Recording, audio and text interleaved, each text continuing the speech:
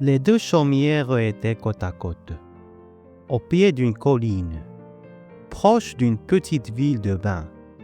Les deux paysans besogniers durent sur la terre inféconde pour élever tous leurs petits. Chaque ménage en avait 4. Devant les deux portes voisines, toute la marmaille grouillait du matin au soir. Les deux aînés avaient 6 ans et les deux cadets 15 mois environ. Les mariages et ensuite les naissances s'étaient produites à peu près simultanément dans l'une et l'autre maison. Les deux mères distinguaient à peine leurs produits dans le tasse et les deux pères confondaient tout à fait. Les 8 noms dansaient dans leur tête, se mêlaient sans cesse, et quand il fallait en appeler un, les hommes souvent en criaient 3 avant d'arriver au véritable.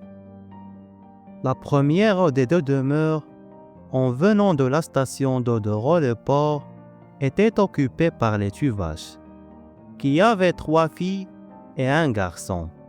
L'autre masure abritait les Valin, qui avaient 1 fille et 3 garçons. Tout cela vivait péniblement de soupe, de pommes de terre et de grands nerfs. À 7 heures, le matin, puis à midi, puis à 6 heures, le soir, les ménagères réunissaient leurs mioches pour donner la pâtée, comme des gardeurs d'oies assemblent leurs bêtes. Les enfants étaient assis, par rang d'âge, devant la table en bois, vernie par 50 ans d'usage. Le dernier moutard avait à peine la bouche au niveau de la planche. On posait devant eux l'assiette creuse, pleine de pain molli dans l'eau où avaient cuit les pommes de terre, un demi-chou et 3 oignons. Et toute la ligne mangeait jusqu'à plus faim. La mère empâtait elle-même le petit. Un peu de viande au pot de feu. Le dimanche était une fête pour tout, et le père ce jour-là s'attardait au repas en répétant « Je m'y ferai bien tous les jours ». Par un après-midi du mois d'août, une légère voiture s'arrêta brusquement devant les deux chaumières, et une jeune femme qui conduisait elle-même dit au monsieur assis à côté d'elle « Oh, regarde Henri, ce tas d'enfants, sont-ils jolis comme ça à grouiller dans la poussière ?» L'homme ne répondit rien, accoutumé à ces admirations qui étaient une douleur et presque un reproche pour lui. La jeune femme reprit « Il faut que je les embrasse. Oh, comme je voudrais en avoir un, celui-là, le tout petit. » Et, sautant de la voiture, elle courut aux enfants, prit un des 2 derniers, celui des Tuvache, et, l'enlevant dans ses bras, elle le baisa passionnément dans ses joues sales, sur ses cheveux blancs frisés et pommadés de terre, sur ses menottes qu'il agitait pour se débarrasser des caresses ennuyeuses. Puis, elle remonta dans sa voiture et partit au grand trot. Mais elle revint la semaine suivante, s'assit elle-même par terre, prit le moutard dans ses bras, le bourra de gâteaux, donna des bonbons à tous les autres, et joua avec eux comme une gamine, tandis que son mari attendait patiemment dans sa frêle voiture. Elle revint encore, fit connaissance avec les parents, reparut tous les jours, les poches pleines de friandises et de sous. Elle s'appelait Madame Henri Dubière. Un matin, en arrivant, son mari descendait avec elle, et, sans s'arrêter aux mioches, qui la connaissaient bien maintenant, elle pénétra dans la demeure des paysans. Il était là, en train de fondre du bois pour la soupe. Ils se redressèrent tout surpris, donnèrent des chaises et attendirent.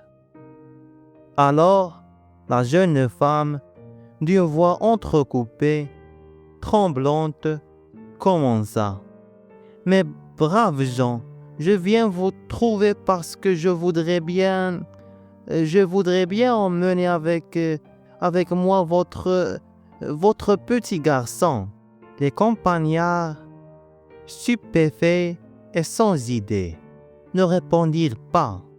Elle reprit haleine et continua. « Nous n'avons pas d'enfant. Nous sommes seuls.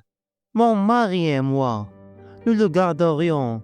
Voulez-vous » La paysanne commençait à comprendre. Elle demanda. « Vous voulez le prendre, Charlot ?»« Ah ben non, pour sûr. » Alors, M. Dubière intervint. « Ma femme me s'est mal expliquée.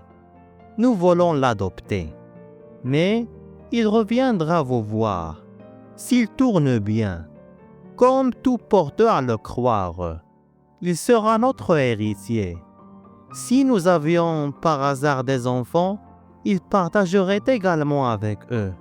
Mais s'il ne répondait pas à nos soins, nous lui donnerions à sa majorité une somme de 20 000 francs qui sera immédiatement déposée en son nom chez un notaire. Et, comme on a aussi pensé à vous, on vous servira jusqu'à votre mort une rente de 100 francs par mois.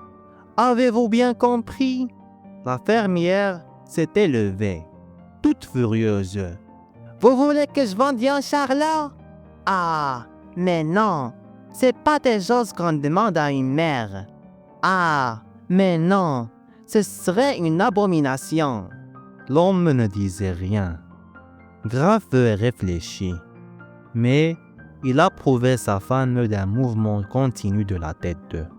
Madame Dubière, éperdue, se mit à pleurer et, se tournant vers son mari, avec une voix pleine de sanglants, une voix d'enfant dont tous les désirs ordinaires sont satisfaits, elle balbutia.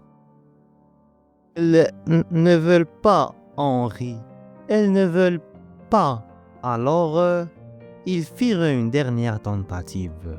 « Mais, mes amis, songez à l'avenir de votre enfant, à son bonheur, à... » La paysanne, exaspérée, lui coupa la parole. « C'est tout vu, c'est tout entendu, c'est tout réfléchi. Allez-vous-en, et puis, que je vous renvoie point par ici. C'est-il permis de vouloir prendre un enfant comme ça ?» Alors, Madame Dubière, en sortant, s'avisa qu'ils étaient deux tout petits, et elle demanda à travers ses larmes, avec une ténacité de femme volontaire et gâtée, qui ne veut jamais attendre. « Mais l'autre petit n'est pas à vous ?» Le père Tuvache répondit. « Non, c'est au voisin. Vous pouvez y aller si vous voulez. » Et il rentra à sa maison, où retentissait la voix indignée de sa femme. Les valets étaient à table, en train de manger avec lenteur des tranches de pain qu'ils frottaient parcimonieusement avec un peu de beurre piqué au couteau, dans une assiette entre eux deux. M. Dubière recommença ses propositions, mais avec plus d'insinuations, de précautions oratoires, d'astuces. Les deux ruraux hochaient la tête en signe de refus. Mais quand ils apprirent qu'ils auraient 100 francs par mois, ils se considèrent, se consultant de l'œil. Très ébranlés, ils gardèrent longtemps le silence, torturés, hésitants.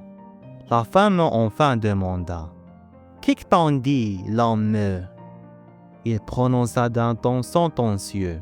« Je dis que c'est point méprisable. » Alors, Madame Dubière, qui tremblait d'angoisse, leur parla de l'avenir du petit, de son bonheur et de tout l'argent qu'il pourrait leur donner plus tard. Le paysan demanda. « Cette rente de 1200 francs ?» sera promis devant le notaire? Monsieur Dubière répondit, mais certainement, dès demain. La fermière, qui méditait, reprit. 100 francs par mois, c'est point suffisant pour nous priver du petit. Ça travaillera dans quelques ans cet enfant. Il nous faut 120 francs. Madame Dubière, trépignant d'impatience, les accorda tout de suite. Et, comme elle voulait enlever l'enfant, elle donna 100 francs en cadeau pendant que son mari faisait un écrit. Le maire et un voisin, appelés aussitôt, servirent de témoins complaisants. Et la jeune femme, radieuse, emporta le marmot hurlant, comme on emporte un bibelot désiré d'un magasin. Les tuvaches, sur leur porte, te regardaient partir, muets, sévères, regrettant peut-être leur refus. On n'entendit plus du tout parler du petit Jean Valin. Les parents, chaque mois, allaient toucher leurs 120 francs chez le notaire. Et ils étaient fâchés avec leurs voisins, parce que la mère tuvache les agonisait d'ignominie, répétant sans cesse de porte en porte qu'il fallait être dénaturé pour vendre son enfant, que c'était une horreur, une saleté, une corromperie, et parfois elle prenait dans ses bras son Charlot avec ostentation, lui criant, comme s'il eût compris. « Je t'ai pas vendu, mais je t'ai pas vendu, mon psyo. Je vends pas mes enfants, mais je suis pas riche, mais je vends pas mes enfants. » Et, pendant des années et encore des années, ce fut ainsi chaque jour des allusions grossières qui étaient vociférées devant la porte, de façon à entrer dans la maison voisine. La mère tuvache avait fini par se croire supérieure à toute la contrée parce qu'elle n'avait pas vendu Charlot. Et ceux qui parlaient d'elle disaient « C'est bien que c'était engageant, c'est égal. Elle s'est conduite comme une bonne mère. » On l'a citée. Et Charlot, qui prenait 18 ans, élevé dans cette idée qu'on lui répétait sans répit, jugeait lui-même supérieur à ses camarades, parce qu'on ne l'avait pas vendu. Les Valin vivotaient à leur aise. Grâce à la pension, la fourrure impaisable des tuvaches restait misérable, venait de là. Leur fils aîné partit au service. Le second mourut. Charlot resta seul à peiner avec le vieux père pour nourrir la mère et 2 autres sœurs cadettes qu'il avait. Il prenait 21 ans. Quand, un matin, une brillante voiture s'arrêta devant les 2 chaumières. Un jeune monsieur, avec une chaîne de montre en or, descendit, donnant la main à une vieille dame en cheveux blancs. La vieille dame lui dit « C'est là, mon enfant, à la seconde maison. » Et il entra comme chez lui dans la masure des Valin. La vieille mère l'avait s'établir. Le père, infirme, sommeillait près de l'âtre. Tous 2 levèrent la tête et le jeune homme dit « Bonjour, papa. Bonjour, maman. » Ils se dressèrent, effarés. La paysanne laissa tomber des mots son savon dans son eau et balbutia. « C'est été mon enfant? C'est été mon enfant? » Il la prit dans ses bras et l'embrassa en répétant « Bonjour, maman », tandis que le vieux, tout tremblant, disait de son ton calme qu'il ne perdait jamais. « Te voilà-t-il revenu, Jean ?» Comme s'il l'avait vu un mois auparavant. Et, quand ils se furent reconnus, les parents voulurent tout de suite sortir le vieux dans le pays pour le montrer. On le conduisait chez le maire, chez l'adjoint, chez le curé, chez l'instituteur. Charlot, debout sur le seuil de sa chaumière, le regardait passer. Le soir au souper, il dit au vieux: « Faut-il que vous ayez ça pour laisser prendre le petit au Valin ?» Sa mère répondit obstinément: « Je voulions point vendre notre enfant. » Le père ne disait rien. Le fils reprit: « C'est-il malheur d'être sacrifié comme ça ?» Alors, le père Tuvache articula d'un ton coléreux: « Vas-tu pas nous reprocher de t'avoir gardé ?» Et le jeune homme, brutalement: « Oui, je vous le reproche, que vous n'êtes que des niants. Des parents comme vous, ça fait le malheur des enfants. Que vous mériteriez que je vous quitte. » La bonne femme pleurait dans son assiette.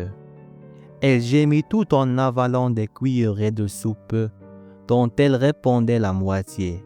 « Tuez-vous donc pour élever des enfants ?» Alors, le gars, rudement: « J'aimerais mieux n'être point né que d'être ce que je suis. Quand j'ai vu l'autre tantôt, mon sang n'a fait qu'un tour. Je me suis dit: voilà ce que je serai maintenant. » Il se leva. « Tenez, je sens bien que je ferai de ne pas rester ici, parce que je vous le reprochais du matin au soir, et que je vous ferai une vie de misère. Ça, voyez-vous, je vous le pardonnerai jamais. » Les deux vieux se taisaient, atterrés, larmoyant. Il reprit: « Non, cette idée-là, ce serait trop dur. J'aimais mieux m'en aller chercher ma vie autre part. » Il ouvrit la porte. Un bruit de voix entra. Les Valin festoyaient avec l'enfant revenu. Alors, Charlot tapa du pied et, se tournant vers ses parents, cria: « Manan, va !» Et il disparut dans la nuit.